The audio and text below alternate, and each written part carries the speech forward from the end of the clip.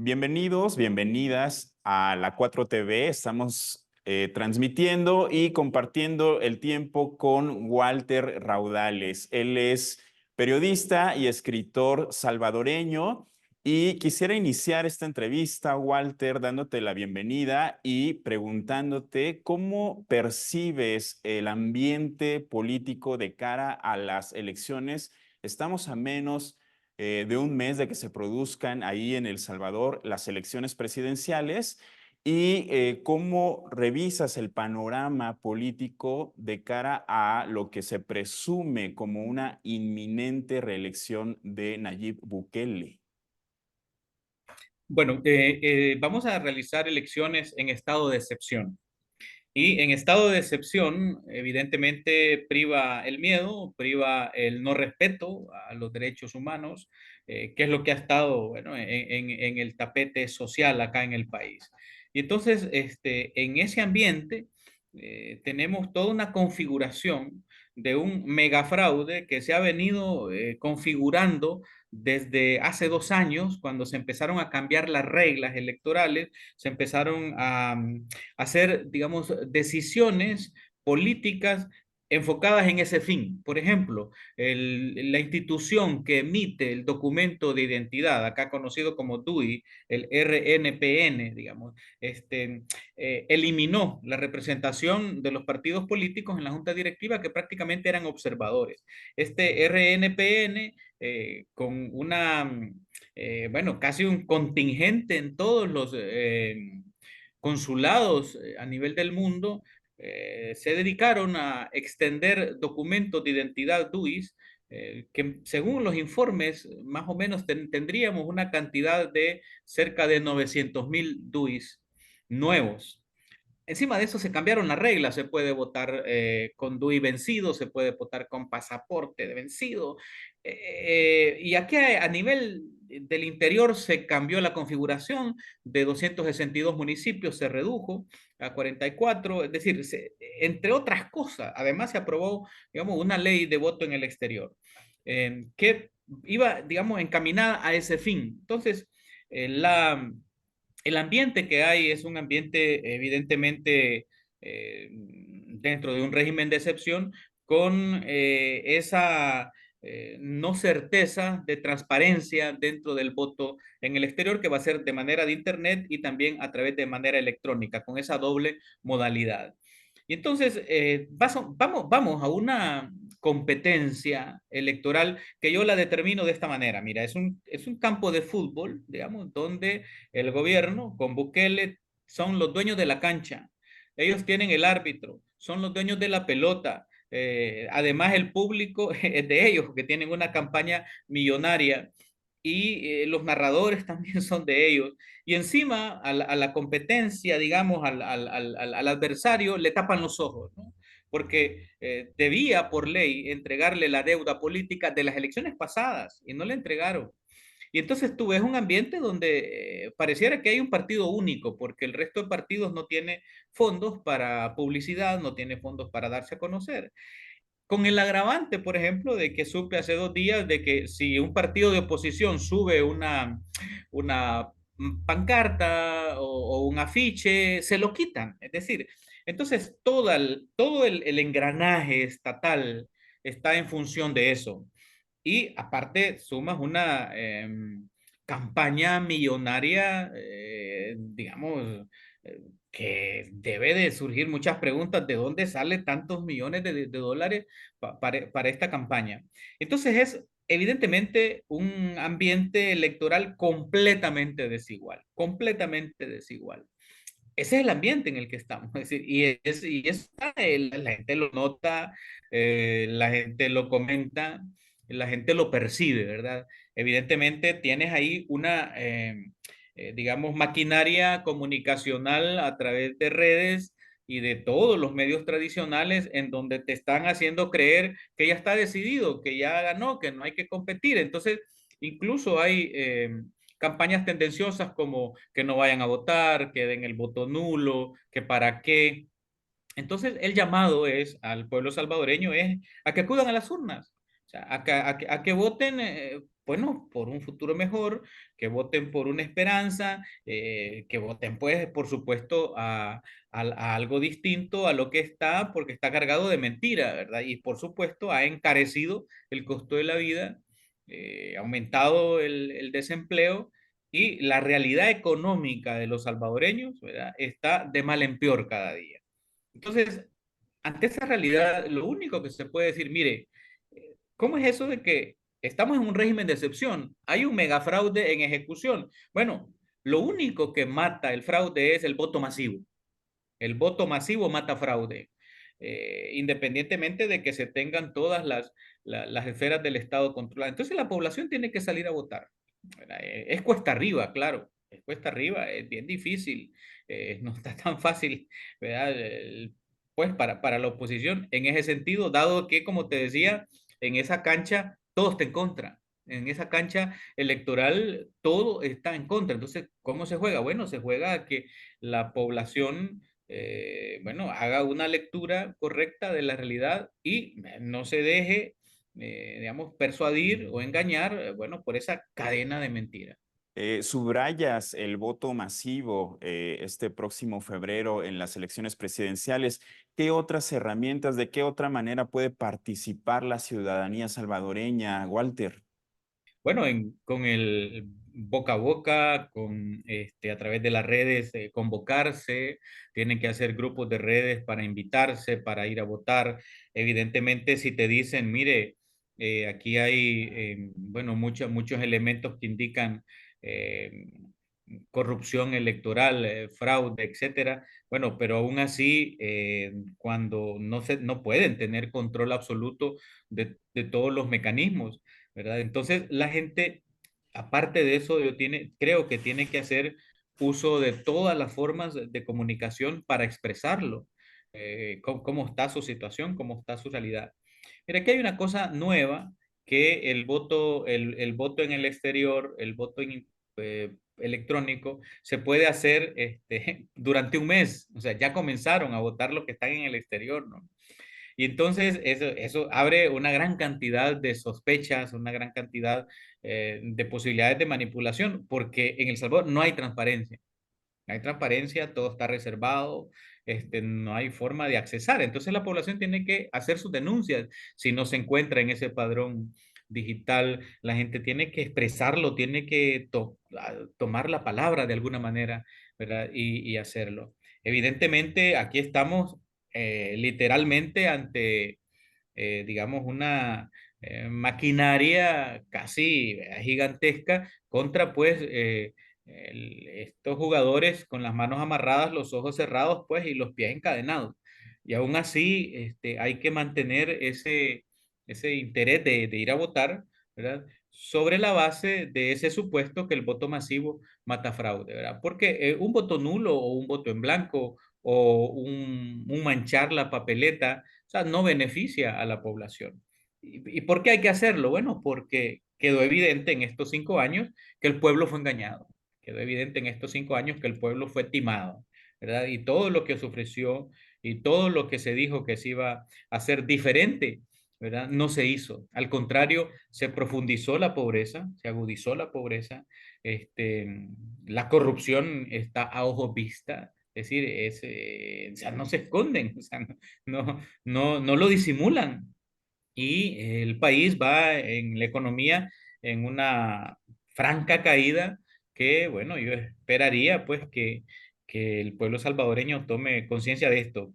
Un ejemplo, mira, antes por $1 te daban 3 pepinos, hoy te dan $1 por un pepino, 3 cebollas, hoy te dan una cebolla y es chiquita. Los limones que te daban 15 limones por $1, bueno, hoy te vienen dando 5 limones por $1. Es decir, para ponerte un ejemplo del costo de la vida.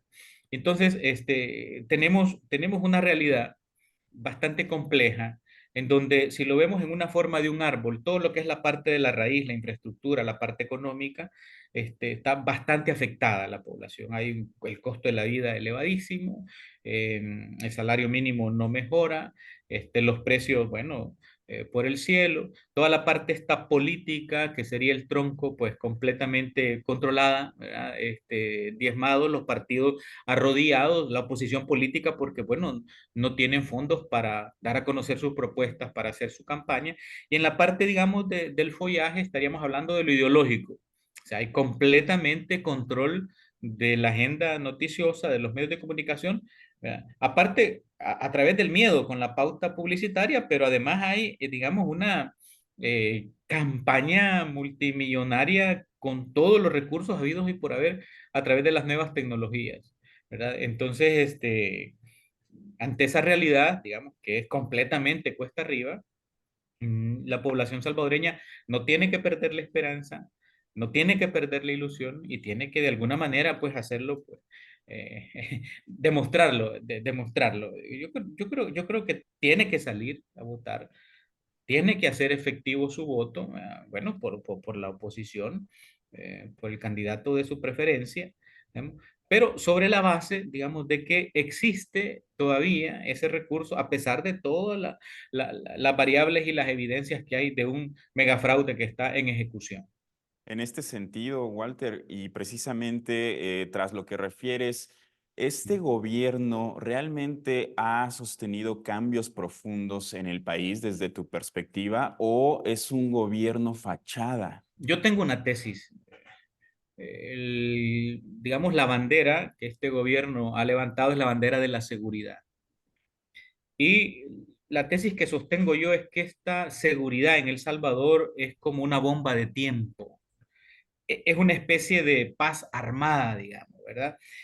Porque no existe tal modelo de seguridad del actual gobierno o de Bukele. No existe, como dicen. O sea, lo que existe es que hay una seguridad supeditada a un pacto con las pandillas, bueno, que evidentemente es completamente frágil, es frágil, porque, digamos, ese pacto con las pandillas que está evidenciado en reportes periodísticos y está evidenciado, digamos, en audios y en videos de que hay pacto con las pandillas. Entonces, es completamente frágil. Es decir, entonces, las pandillas no están, digamos, desaparecidas, no están presas, están como dormidas. Entonces, la cantidad de presos que existen, evidentemente, hay pandilleros de otras pandillas que no son con las que tienen pacto, ¿verdad? Evidentemente. También hay muchos inocentes capturados.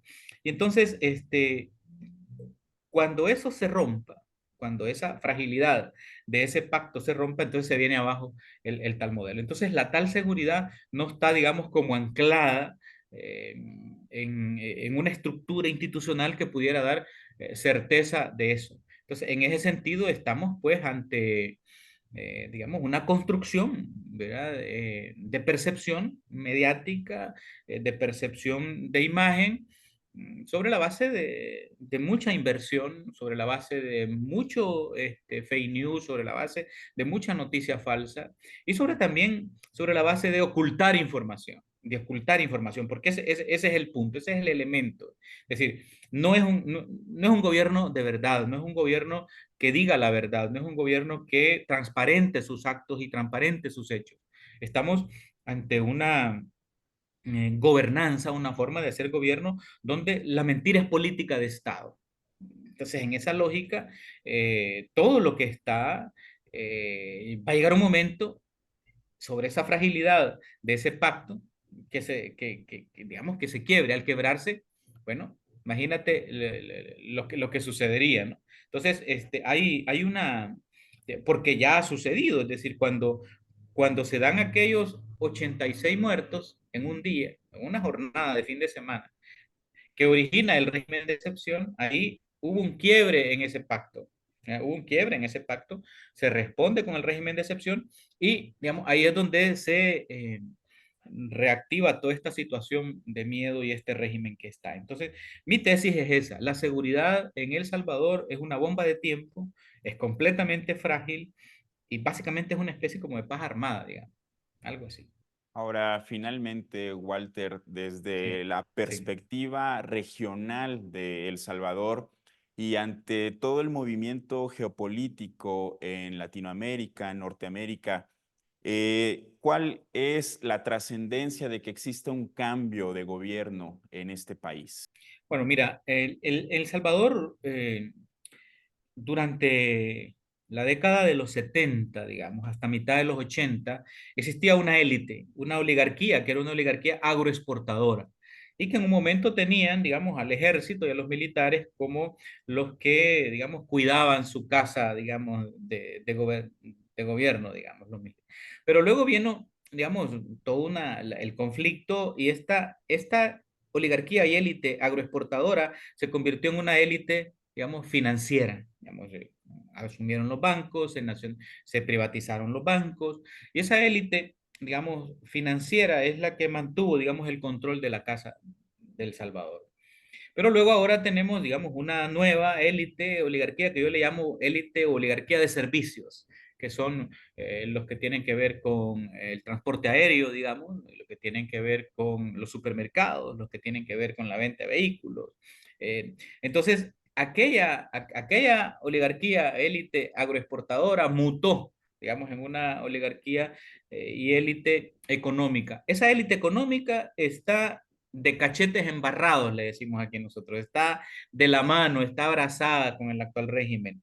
Y, digamos, esa élite económica también, digamos, está muy contenta por lo que están haciendo negocios, están haciendo, digamos, lo que quieren en ese aspecto, pero a la par de eso viene toda una, digamos, una situación regional, ¿no? Entonces, en la situación regional entra algo bien importante. El Salvador es uno de los países que importa casi la mayoría de lo que consume, junto con Panamá y Palestina, que son como los tres países que se reconocen en ese tema.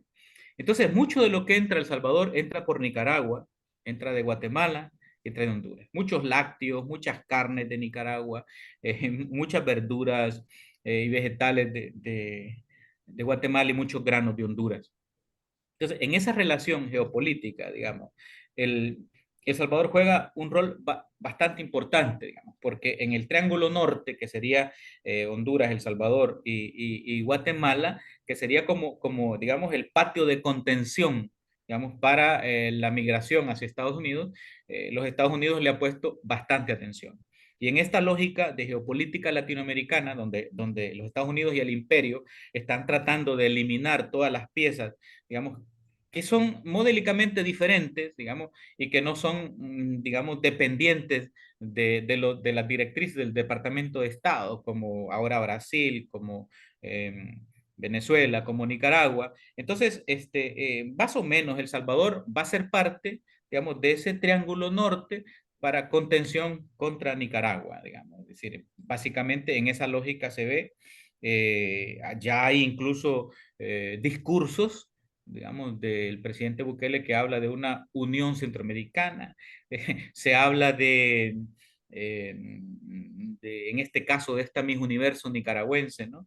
De que si ella entra a Nicaragua y la capturan, entonces va a ser salvada por El Salvador. Hay unas cosas bien extrañas, como si hubiera una intención, digamos, del Departamento de Estado de Estados Unidos de poner este triángulo norte, digamos, en un conflicto con Nicaragua.